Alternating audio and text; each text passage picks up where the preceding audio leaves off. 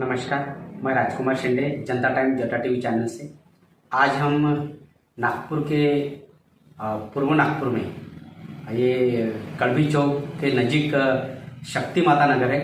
इस शक्ति माता नगर में हमारे सारंग पाटिल साहब जो रहते हैं, इनके यहाँ पर आए हैं।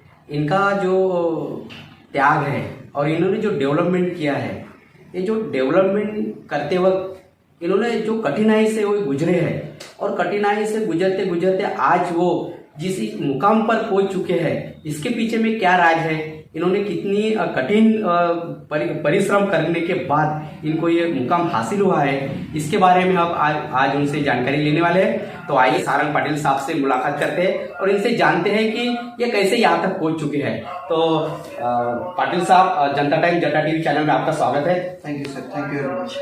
सर, आपने बहुत कठिन परिश्रम किए हैं और कठिन परिश्रम करने के बाद में आप यहाँ तक पहुंच चुके हैं। तो सर, आप एक ऑफिस बॉय का काम स्टार्ट करके आईटी की दृष्टि, तो ये काम करने के लिए आपने एक ऑफिस बॉय का काम करना पसंद किया और ऑफिस बॉय का काम करने के बाद में भी आपने अपना हौसला जो है, जो आपकी उम्मीद है, उसको खत्म नहीं होने दी और दिन में आप ऑफिस बॉय का काम करते थे और नाइट में आप आपकी पढ़ाई चालू करते थे। तो सर, ये सब करते वक्त आपको कौन सी कठिनाई से गुजरना पड़ा और आप वो कठिनाई का कैसा सामना किया और आप यहाँ तक कैसे पहुंच चुके हैं, ये हमारे दर्शकों को आपके माध्यम से, वो दर्शक हमारे जानना चाहते हैं। तो सर, आपका जो परिचय है, वो परिचय सबके पहले दे दो सर। मेरा नाम सारंग पाटिल है। मैं central government office patent office में कार्यरत हूँ फिलहाल, और मैं स्पेशली आईटी मतलब इंफॉर्मेशन टेक्नोलॉजी कंप्यूटर फील्ड में इंटरेस्टेड पहले से ही था।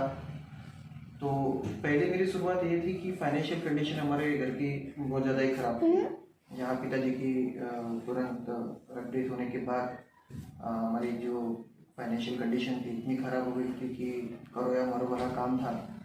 तो ऐसे समय में फिर हम लोग सोचा कि मुझे कहीं ना कहीं जॉब करना ही है, उसके बिना तो हम लोग शायद ही घर का गुजारा ना कर सके। तो उसके बाद फिर छोटा था मैं बहुत ज़्यादा, जिस उम्र में शायद बच्चों को माँ बाप का प्यार मिलना चाहिए, उस समय में मैं शायद और इसमें मेरा श्रेय मेरी मम्मी को ज़्यादा जाता है, क्योंकि माँ ने उस समय पिताजी जाने के बाद में भी लोगों के कपड़े सी के लोगों के यहाँ काम करके हम दोनों भाई और बहन दोनों थे, हम लोगों को ऐसे संभाला है कि हम लोग गलत रास्तों में नहीं पड़ने दिया है।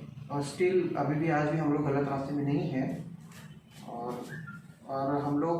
मैं ऑफिस बॉय का काम करता था, जहाँ मैं जाता था वहाँ लोगों को चाय बनाना, चाय सर्व करना, लोगों को टेबल साफ करना, ये सब चीज़ें काम मेरे पास में था। तो वहाँ एक्चुअली कंप्यूटर के क्लासेस होते थे, तो मैं दूर से बैठ के देखता था कि एग्जैक्टली कंप्यूटर क्या है। मुझे थोड़ा इंटरेस्ट पहले से ही था, कंप्यूटर नया स्टार्ट, उस समय 20 साल पहले की बात है, तो शायद लोगों को कंप्यूटर का एक ज़्यादा ही इंथुजियाज्म था।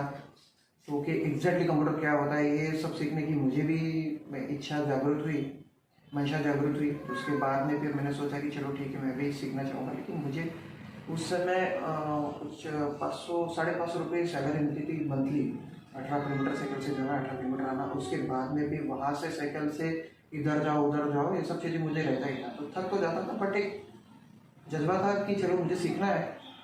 तो मैंने उनको कहा कि आप मेरे सैलरी से काटिए, लेकिन मुझे सीखना है। तो क्लास में बैठना मैंने चालू किया और धीरे धीरे करके उसी फर्म में उनके कुछ मेंटेनेंस होते थे। ऑर्डिनेंस फैक्ट्री अपना चंद्रपुर, ऑर्डिनेंस फैक्ट्री अंबाझरी, और उसके बाद में कुछ दिशा factories, KC, MSCL, duty free में बहुत सारी ऐसी कंपनी से जहाँ पर उनके हार्डवेयर और सॉफ्टवेयर रिलेटेड मेंटेनेंस होते थे। और अचानक से उनका मैन पावर कम हो गया, जहाँ उनको मैन पावर की ज़रूरत पड़ी, और मैं अचानक से स्टार्टिंग मेरा लेवल चालू हो गया। तो मैंने भी फिर मैं सोचा कि चलो मैं आपके ये ऑफिस बॉय का काम छोड़ के मैं ये मेंटेनेंस कर लूँगा। तो वो बोल के आप पक्का कर लोगे या फिर अगर आपको नहीं जमता है तो आप बताइए कि यही आप कंटिन्यू कीजिए, नहीं मैं कर लूँगा। अभी आप क्लास चालू किया है तो उनको भी ज़रूरत है। तो मैं फिर उनके मेंटेनेंस संभालने के लिए दिशा फैक्ट्री, ऑर्डिनेंस फैक्ट्री जाना चालू किया। और वहाँ पे वो जमाने में कंप्यूटर फील्ड में बहुत कम लोग होते थे। शायद आपको पता होगा कि वो जमाने में अभी बहुत सारी टेक्नोलॉजीज बढ़ गई, अभी ऑल इन वन कंप्यूटर आने लगे, पर उस समय शायद वो 086, 486 और 386 के बड़े बड़े डेस्कटॉप होते थे। जहाँ विंडो आज विंडोज इनबिल्टेड आते हैं, वहाँ विंडोज नहीं होते थे, सिर्फ डॉस में हम लोग काम किया जाता था। जहाँ पे हर आप एक डेस्कटॉप लेते या फिर एक मॉनिटर लेते तो उसमें सब चीज़ें पीछे पोर्ट होती थी, वो पोर्ट में सब चीज़ें हम लोग लगा देते, ऑटोमेटिकली सब चीज़ें चालू होता था। बट उस समय हर चीज़ों को इंस्टॉल करने के लिए कार्ड लगाया जाता था, एड ऑन कार्ड, उसको इंस्टॉल किया जाता था। तो ये सब चीज़ें बहुत क्रिटिकल मतलब थी, इतना इजी नहीं था वो सब चीज़ें। बहुत कठिन वक्त था वो वाला। हाँ, सर उस वक्त आपका उम्र कितनी होगी सर? मैं शायद 9th पास होकर हुआ था, तो बहुत ज़्यादा मतलब उम्र नहीं थी मेरी, तो वो समय बहुत छोटा ही था मैं। और धीरे धीरे करके फिर मैं 1 साल क्लास किया, उसके बाद में फिर धीरे धीरे करके मेंटेनेंस चालू किया, धीरे धीरे करके उनके यहाँ काम करना चालू किया। और मेरा फिर मुझे मेरा इंटरेस्ट बढ़ता गया, तो मैं भी उस फील्ड में एक अच्छा खासा नाम उस समय हो गया था। आईटी फील्ड में बहुत लोग कम होते थे, तो वो लोग भी मुझे वो आईटी फील्ड में मुझे जानने लगे, ताकि फिर और उस फील्ड में मैं अच्छा खासा फिर मैंने ये किया। धीरे धीरे करके फिर उनका मेंटेनेंस भी हम लोगों ने, फिर 1-2 कंपनी मैंने छोड़ा। 1-2 कंपनी छोड़ने के बाद में फिर मैं 1-2 कंपनी ऐसी ज्वाइन किया जहाँ पे आईटी फील्ड का प्रॉपर सिर्फ आईटी का ही काम होता है। उसके बाद में भी एक कॉम्प्लेक्स करके एग्जीबिशन होता है, वो एग्जीबिशन तक ही मैंने लगाना चालू किया था, जो आज भी कॉम्प्लेक्स एग्जीबिशन चालू होता है, आपको शायद देखा होगा। तो एग्जीबिशन जो होता है वो जमाने में स्टार्ट हुआ था सिर्फ, तो वो जमाने से जो कॉम्प्लेक्स एग्जीबिशन होता था उस समय मैं एग्जीबिशन में मैं एग्जीबिशन लगाता था। और उसके बाद में मैंने एप्पल में काम करना थोड़ा चालू किया, जो आज आप पता है एप्पल और मैक जो था, उस समय में भी मैक था, बट वो थोड़ा सा लेटेस्ट ही था अपने विंडोज़ के इसमें, तो वो भी मैंने चालू किया काम, तो 4 साल उसमें भी मैंने काम किया। तो अच्छा खासा एक्सपीरियंस लेने के बाद में फिर ये कार्यालय में गवर्नमेंट ऑफिस में पेटेंट ऑफिस में मैंने ज्वाइन किया। और पेटेंट ऑफिस में मैंने ज्वाइन करने के बाद में अपना जो हुनर है, अपना जो टैलेंट है वहाँ दिखाना मैंने चालू किया। तो वहाँ पे भी जो आईटी का डेवलपमेंट मेरे ऑफिस में किया है वो मैंने खुद ही किया है। और पूरा लैब इस्टेब्लिश किया है, सर्वर इस्टेब्लिश किया है, नेटवर्क इस्टेब्लिश किया है, और पूरा हम लोगों ने हमारा कार्यालय डिजिटाइज हम लोग कर चुके हैं, जहाँ हम लोग पूरा डिजिटली हम लोग अभी आगे बढ़ते हैं। डिजिटली हम लोग वेबिनार लेते हैं, डिजिटली हम लोग सर्टिफिकेट्स फाइल कर बनाते हैं। और हमारा जो सेटअप है अभी आज के तारीख में हमारे कार्यालय का, वो पूरा डिजिटाइज और अपडेटेड है। तो इस तरीके से मैंने धीरे धीरे करके सब चीज़ें चालू किया। तो आज भी मेरा कंप्यूटर का एक कंसल्टेशन करके मैं यहाँ मुझे बुलाते हैं, और मेरा कंसल्टेशन चालू रहता है। मैं जितनी भी बड़ी कंपनी से आके मुझे छोड़ते नहीं वो लोग, मैं वहाँ पे कंसल्टेशन के लिए जब भी उनका नेटवर्क का इस्टेब्लिशमेंट होता है या फिर नेटवर्क उनको इस्टेब्लिश करना है या फिर कुछ करना है, तो मैं जाता हूँ और वहाँ पे उनको डायग्राम वगैरह फिल करके वो सब चीज़ें मैं उनको बताता हूँ कि सो दैट वो प्लान कर सके, और वो लोग उस हिसाब से प्लान करके नेटवर्क को इस्टेब्लिश करके नेटवर्क वो लोग बनाते हैं। तो ये सब चीज़ें मैंने आगे बढ़ा के किया है। सर जब आपके पिताजी गुजर चुके थे तब आपके परिवार का जो आर्थिक जो ढांचा था वो बहुत कमजोर था, तो इसमें आप कैसे कर लेते हैं? तो आपके लिए फिर आर्थिक जो ये था पूरा कौन करते थे सर? वहाँ हमारा फाइनेंशियल कंडीशन, जैसे मैंने बताया कि मेरे पिताजी आने के बाद फाइनेंशियल कंडीशन मेरी बहुत ज़्यादा ख़राब थी। उस समय आर्थिक मदद के लिए मम्मी जो भी करती थी उसमें हम लोग करते थे। और एक हमारा जो घर था वो पुराने पद्धति का था, जिसमें उसमें पहली जगह हम लोगों की कम थी, बट एक साइड का हम लोगों ने पार्टीशन जो प्लाइवुड का पार्टीशन आता था वो करके हम लोगों ने रेंट पे दिया था, ताकि कुछ 600-700 हज़ार रुपये रेंट आए और हम लोगों का घर भी चल सके। हम लोगों का ऐसा था कि हम पिताजी जब थे उस समय भी बहुत ड्रिंक किया करते थे, तो थोड़ा सा उनका जो शौक था, थोड़ा सा उनका नेचर था वो था ड्रिंक का और बाकी सब चीज़ों का। हम लोगों का जो फाइनेंशियल कंडीशन उस समय भी बहुत ज़्यादा खराब होती थी। हम लोगों को चावल क्या है हम लोगों को पता नहीं होता था। जब हम कॉर्पोरेशन के स्कूल में पढ़ते थे तब वहाँ पे जो चावल मिलता था या जो ब्रेड मिलती थी, तब हमको लगता था कि दिवाली आ गई हमारे लिए। और हम लोग नॉर्मली जो महीने भर का जो दारू पीने के जो दारू का जो शौक था पिताजी को ड्रिंक करने का, तो उस समय जो कांच की जो बॉटल जो बच जाती, वो बचने के बाद में जो हम लोग लास्ट में बेचते थे, उसमें जो हमको हमारा पैसा आता था, उसमें हम लोग किराना या फिर कुछ लाके हम लोग अपना गुजारा करते थे। सर पिताजी कौन से काम करते हैं? पिताजी भी गवर्नमेंट सर्वेंट ही थे, बट कुछ भी मतलब थोड़ा सा बाकी चीज़ों में बहुत ज़्यादा शौक वगैरह उनको लग गए थे, तो कर्जा उन्होंने लेकर रखा था। और कर्जा वो मतलब आपको बताना चाहूँगा तो बिल्कुल आधी रात को उठ के उनको दारू पीने का शौक था। तो पैसा तो उनके पास में कुछ रहता नहीं था, उल्टा उन्होंने कर्जा लेके रखा था, जो उनके जाने के बाद में, गुजर जाने के बाद में भी लोगों ने हमसे कर्जा लिया और हम लोगों ने दिया है।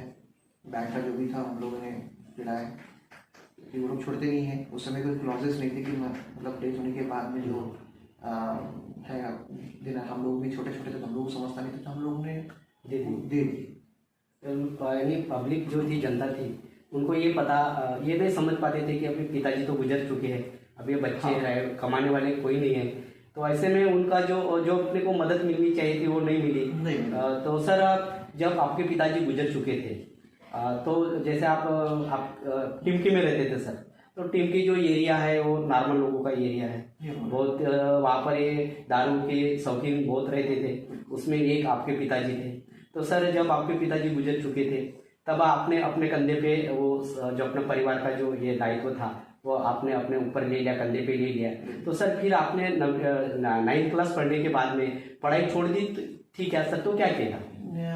पढ़ाई थोड़ा बहुत मैंने ब्रेक ले लिया, उसके बाद में कुछ फाइनेंशियल कंडीशन की वजह से शायद मैं पढ़ाई कुछ कर नहीं पाया जाते, बट उसके बाद में मैंने फिर से जैसे ऑफिस में मैंने ज्वाइन किया, तो उसके बाद मैं पढ़ाई चालू किया, फिर धीरे धीरे करके मैंने पढ़ाई पूरी कर लिया अपनी। सर पढ़ाई कैसे पूरी किया? देखिए कैसे होता है, जीरो अटेंडेंस में भी आजकल आप लोग पढ़ाई कर सकते हैं, डिस्टेंस एजुकेशन होते हैं या फिर बाकी की जो ICMU वो होते हैं, वो एजुकेशन मैंने किया है, और वो एजुकेशन करके मैंने अपनी पढ़ाई कंप्लीट किया है। और स्टिल मैं अभी भी लॉ कर रहा हूँ, तो उसमें भी मैंने एडमिशन लेके रखा, तो भी मैं कर रहा हूँ, स्टिल मैं अभी पढ़ रहा हूँ। सर आपका फ्रेंड सर्कल वहाँ पर कैसा था? मेरा फ्रेंड सर्कल वहाँ पे मैं ज़्यादा एक्चुअली, जैसे आपने बोला कि टिंकी एरिया मीन्स लाइक वो जो बचपन से मैं देख पा रहा हूँ, तो वो थोड़ा सा झगड़ा लोग वहाँ पे ज़्यादा थे, या फिर थोड़ा सा शौकीन लोग ज़्यादा थे। हम लोग लाइव हब मर्डर और ये सब चीज़ें हम लोग देखते थे, तो थोड़ा सा मुझे भी वो डर था, लेकिन माँ के संस्कार ऐसे थे कि हम लोग को बुरे चीज़ों में हम लोग को पढ़ने नहीं दिया, तो बुरे लोगों की संगत में हम लोग रहने नहीं दिया, तो हम लोग बुरे संगत में नहीं रहे।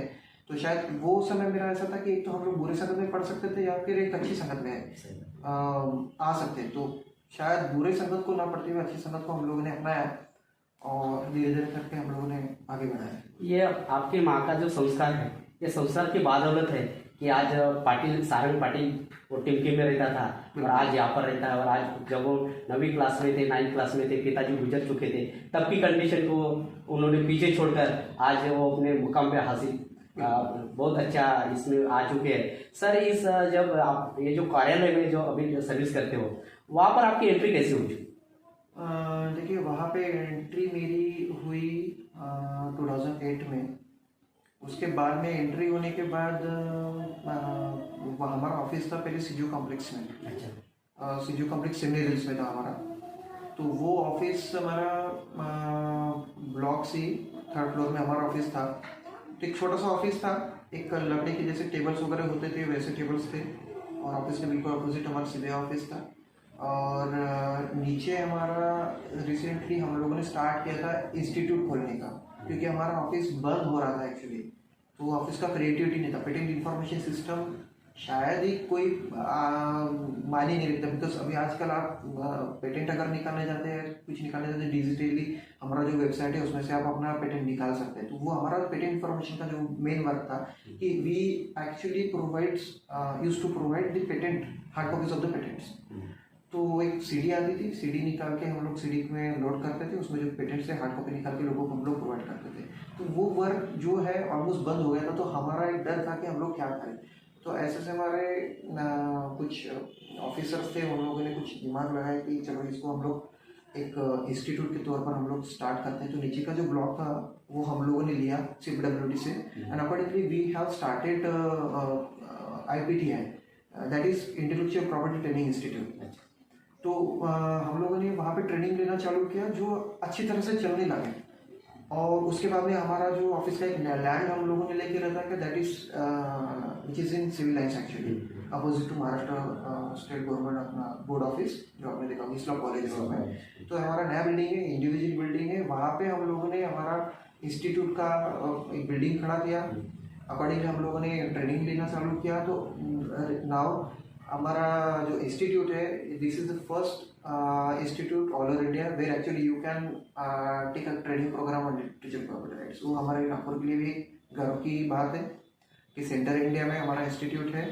और हम लोग, मैं खुद उसमें ट्रेनिंग कोऑर्डिनेटर करते हुए और ट्रेनिंग हम लोग मैक्सिमम लोगों को ट्रेनिंग हम लोग देते हैं, हम लोग कन्विंस करते हैं। और आज की तारीख में अराउंड लाखों लोगों को हम लोगों ने ट्रेन कर चुके हैं लोगों को। तो एक वहाँ भी स्टार्ट ऐसा था कि हमारा ऑफिस बंद होने का था, लेकिन हम लोगों ने मेहनत करके मैक्सिमम लोग जो है रिटायर होने के सिचुएशन में थे, तो हम लोगों को ही वो एक दारोमदार हमारे ऊपर था, हम लोगों को करना था।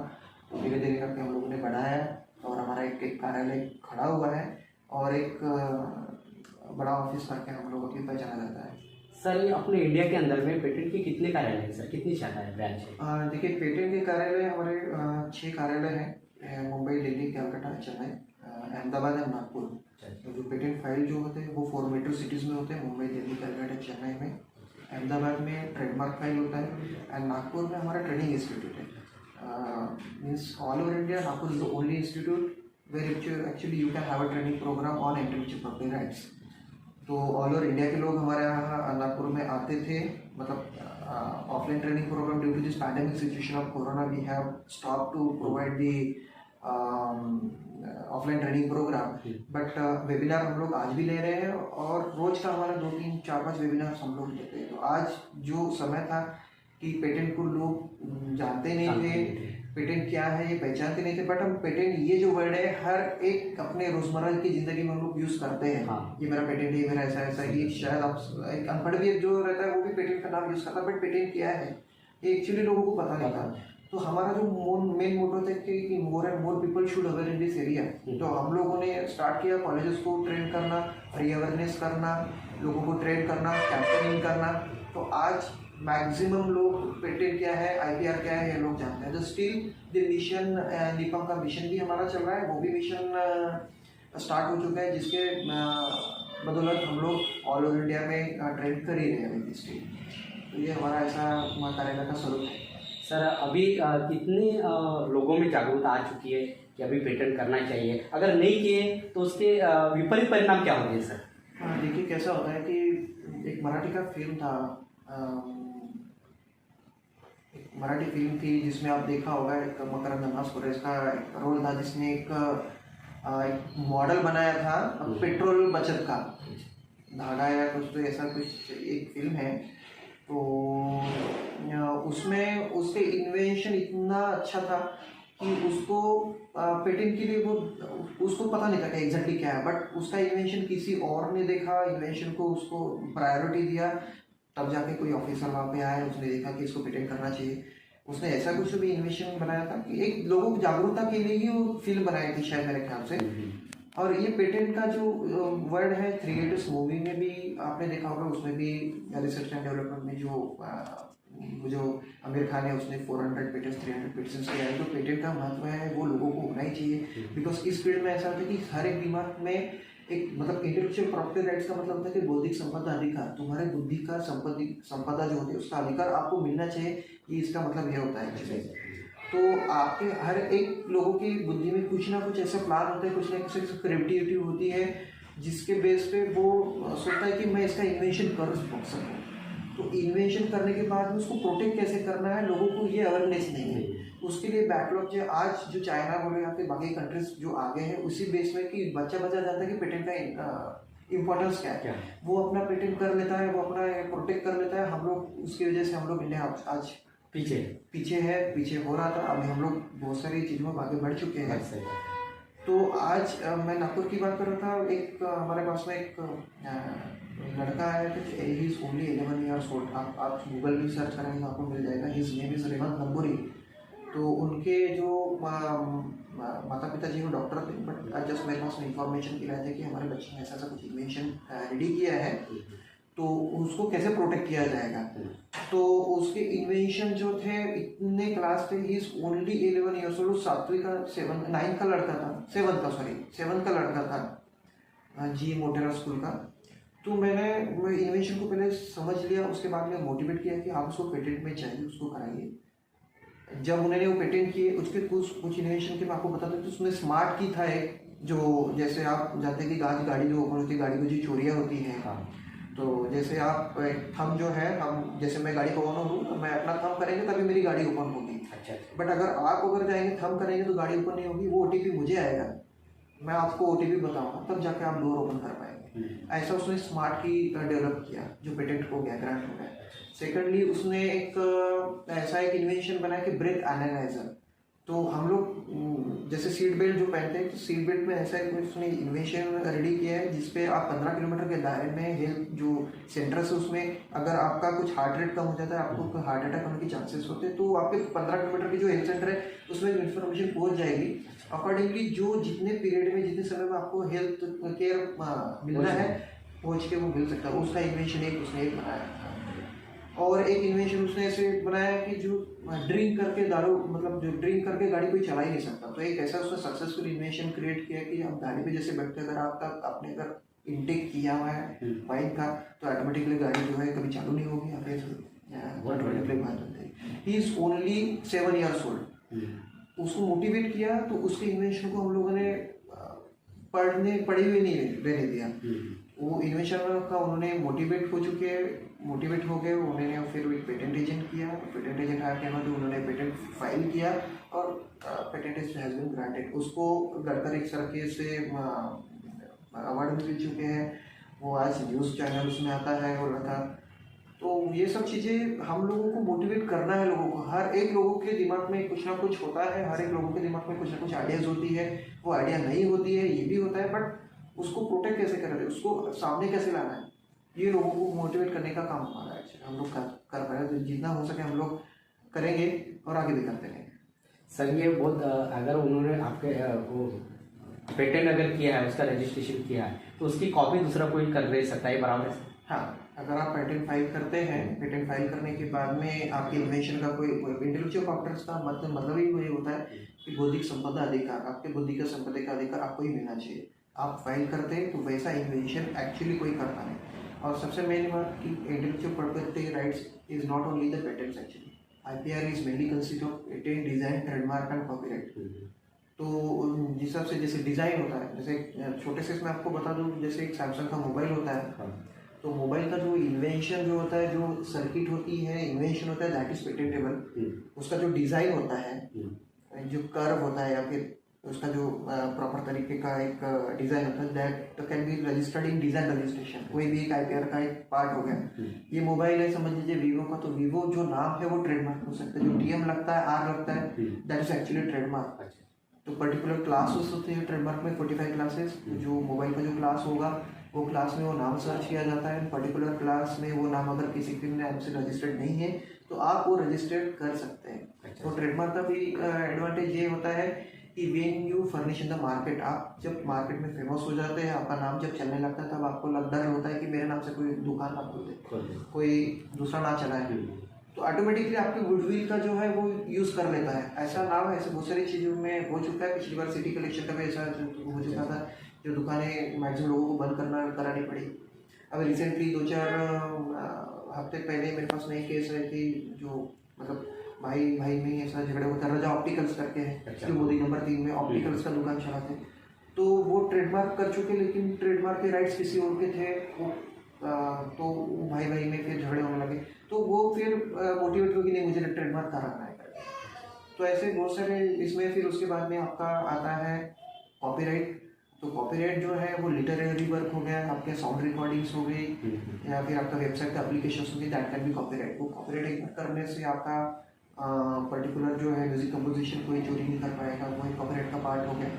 एंड एक पार्ट और एक GI, that is geographical indication, भौगोलिक उपदर्शन।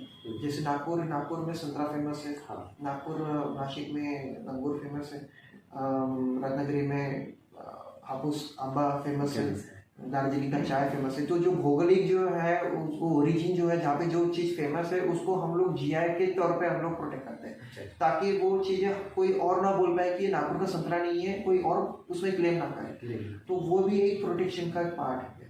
तो ऐसा आईपीआर का एक मेन पार्ट है जो कि बहुत ही इम्पोर्टेंट, पर लोगों को जागरूकता कम होने की वजह से लोग पीछे हैं। हम लोग जागरूकता लाने की कोशिश करें, और जैसे जिस तरह से आज जागरूकता हो रही है, शायद आने वाले दिनों में इंडिया एक मजबूत स्थिति में खड़ा रहेगा।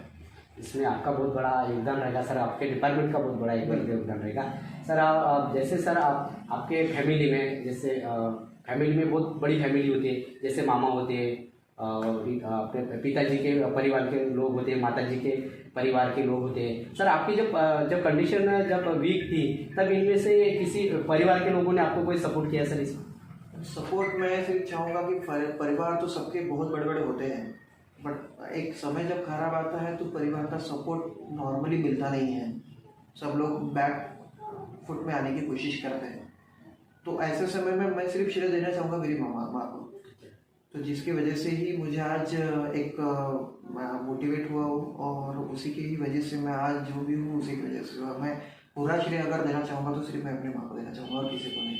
हर सिचुएशन में, हर वो अच्छी सिचुएशन है या कोई बुरी सिचुएशन हो, उसी ने ही मुझे आज मोटिवेट किया है, उसी ने मुझे आगे बढ़ा, उसी ने मुझे आज इस मुकाम पे लाके खड़ा किया है। ऐसा आप समझ सकते हैं सर। अभी आने वाले अभी जो कंडीशन है बहुत वीक कंडीशन है, अपने देश की भी बहुत कंडीशन वीक है, और जो हमारे जो नौजवान हैं वो आगे बढ़ना चाहते हैं, उनको मोटिवेशन नहीं है, उनको गाइडेंस नहीं है, तो ऐसे तौर पर आप उनको क्या गाइडेंस देना चाहोगे सर? देखिए, तो सबसे पहले बात मैं गाइडेंस यही देना चाहूँगा सबको कि निगेटिव हर बार मैं बहुत सारे लोग बोलते कि पॉजिटिव सोचो, पॉजिटिव सोचो, पॉजिटिव सोचो, तो मैं नहीं चाहता कि सब लोग पॉजिटिव सोचें। निगेटिव भी एक ये फीलिंग है, निगेटिव को सिर्फ पॉजिटिव के तौर पर सोचिए, निगेटिव को न्यूट्रल तरीके से सोचिए, निगेटिव का ऐसा सोचिए कि मेरी फीलिंग है। हर बार आप पॉजिटिव सोच के ये मत करिए कि हम लोग कभी कभी ऐसी सिचुएशन हो जाती है कि हम लोगों के सबसे मानना होता है कि दुख से वो भागने लगते हैं। जब दुख आते हैं तो लोग भागने लग जाते हैं, लेकिन मैं सोचता हूँ कि दुख से भागिए मत। दुख परमानेंटली दूर तभी होगा जब हम लोग उसको फेस करेंगे। हम लोग फेस करना नहीं चाहते, इसलिए निगेटिविटी और बढ़ जाती है, और फिर से वो दुख हमारे दरवाजे को ठक ठक करने लग जाती है। तो मैं सोचता हूँ कि पॉजिटिव को ऐसे मोड पे, जैसे बोलते हैं कि एक अंधेरा जो रहता है, उजाला जो होता है अंधेरे के बाद में, हम लोग अंधेरे का महत्व हम लोग समझ में नहीं आता। अंधेरे का महत्व तब समझ में आता है जब हम लोग उजाला करते हैं। लाइट को लाइट में चालू करेंगे तो लाइट का महत्व ही नहीं रहेगा। तो मैं ये सोचता हूँ कि लोग मोटिवेट हो, लोग अपने पॉजिटिव, नेगेटिव भी अगर सोचते हैं तो नेगेटिव को, हम लोग नेगेटिव भी होते हैं तो हमारे अंदर के जानवर को आगे आने दो, हमारे फीलिंग्स को सामने आने दो, किसी और को शेयर करो। मैं सोचता हूँ, क्योंकि जितने भी बड़े बड़े लोग होते हैं, एक जब ऐसी सिचुएशन होती है कि जब अंदर का जानवर जब रोने लगता है, तभी हमारे अंदर की फीलिंग्स आगे आती है, तभी एक अच्छा एक स्क्रिप्ट तैयार होता है, तभी एक अच्छी रिकॉर्डिंग तैयार होती है, जब स्टेज परफॉर्मेंस भी अच्छा होता है, बिजनेस आइडियाज भी जब तभी अच्छे आते हैं जब हम लोगों की जानवर को हम लोग आके रोते, प्रॉपर तरीके से रोने के बाद में ही हम लोग ये करते हैं। तो मैं सोचता हूँ कि रो, लेकिन अपने अंदर के फीलिंग्स को दबा के मत रखो, उसको आगे आने दो।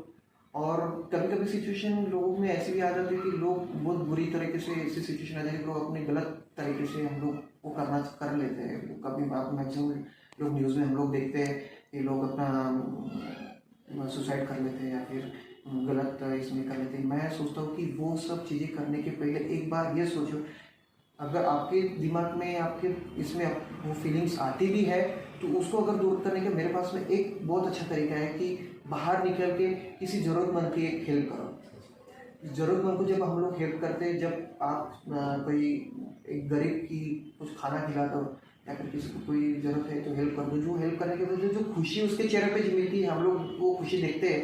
हम लोग जब घर में आके फिर वो खुशी देख के जो रोते हैं, वो मुझे ऐसा लगता है कि वो फीलिंग्स देख के हम लोग, वो फीलिंग्स जो हमारे दिमाग में आ रही है गलत फीलिंग्स, वो शायद कभी ना आए। तो मैं सोचता हूँ कि वो नेगेटिव फीलिंग्स को आप अच्छी तरीके से पॉजिटिव लाके हम लोग सोचें तो शायद हम लोग कर पाएंगे प्रॉपर तरीके से।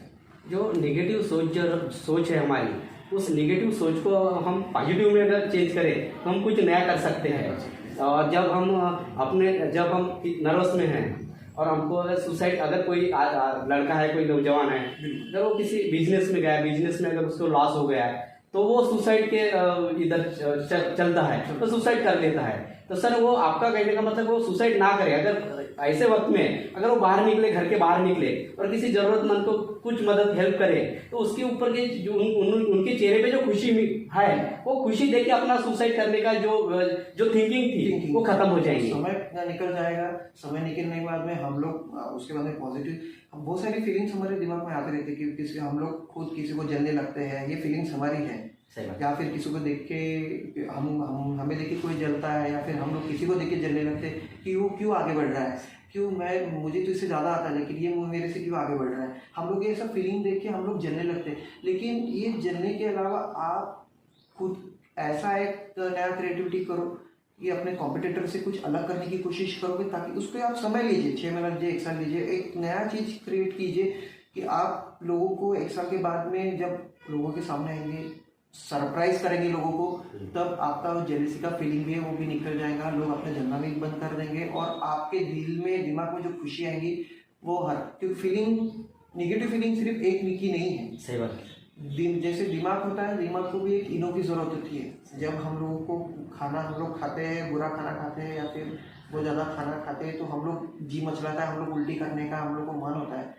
बट हम लोग सोचते हैं कि पॉजिटिव सोचो, ऐसा कर करके हम लोग उल्टी नहीं कर पाते। ऐसा ही दिमाग को इनो की ज़रूरत है।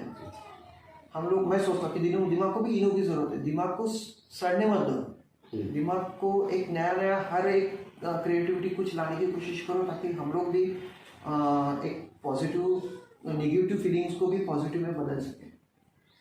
मैं मानता हूँ सर, बहुत बहुत धन्यवाद। जनता टाइम जटा टीवी चैनल को आपने जो वक्त दिया है और हमारे नौजवान को जो सोच को बदलने की जो आपने जो बताया है, उसको तरीका बताया है और जीने का जो रास्ता आपने दिया है हमारे नौजवान को, इसके लिए हम जनता टाइम जटा टीवी चैनल के माध्यम से आपका बहुत बहुत शुक्रिया अदा करते हैं सर। धन्यवाद sir. Thank you sir, thank you very much, thank you.